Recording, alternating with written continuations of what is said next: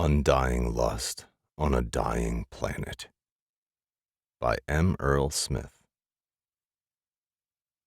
Their unholy appetites were the only diversion in the final days on Earth. Vincent, caught in a moment of lust-filled fury, slammed the head of the fresh zombie against the headboard for a third time. A sickly, wet thud, announcing that the deed was done. The deceased, nude, chained to the bed, and, until a moment before, lurching forward to bite at the undead flesh of the vampire, slouched like a drunken child, one held in place by only the shackles laced through either side of the headboard. The vampire, gasping for air that he no longer needed, looked skyward for a moment, as if awaiting an answer on why he had been forsook on this Easter Sunday by a god that had long ago abandoned this place called Earth. Blood, gathered from one of the few fresh human kills left on Earth, covered his face, running down his chest, across finely sculpted abs, to come to an unnaturally even end, signifying where his pants had once been. Pulling his eyes from the sky, the vampire stared at the quickly putrefying mess on his sheets. Inside. "Oh, Trevor," Vincent looked at his now flaccid piece and shook his head. "You were such a delightful lover when you were alive. Trembling with excitement, eager to please, willing to do whatever it took to fulfill my desires, and to stay alive." The deceased offered nothing in response.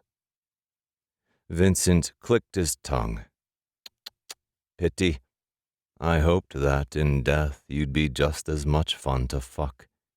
Good lovers are hard to come across these days."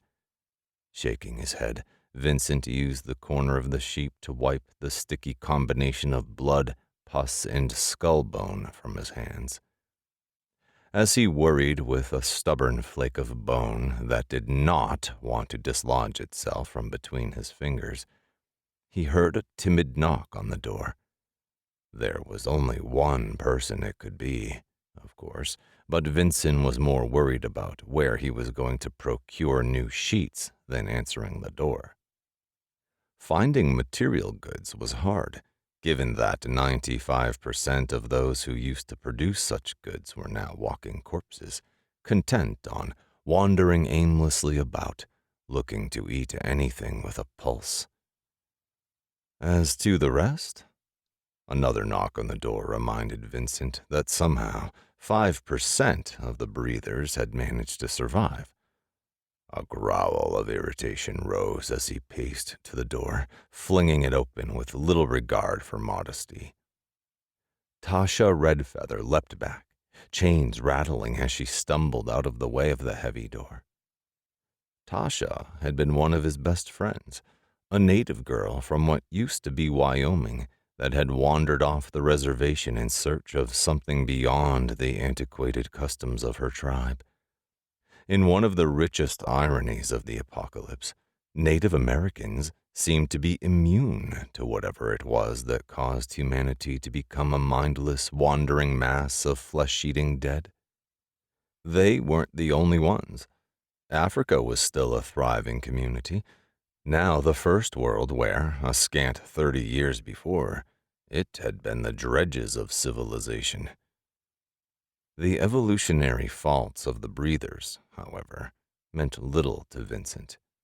His tastes ran pale. It was the Europeans, it seemed, that were more than willing to do whatever it took to survive the hell that was now their existence. This was what made Tasha such a delightful exception.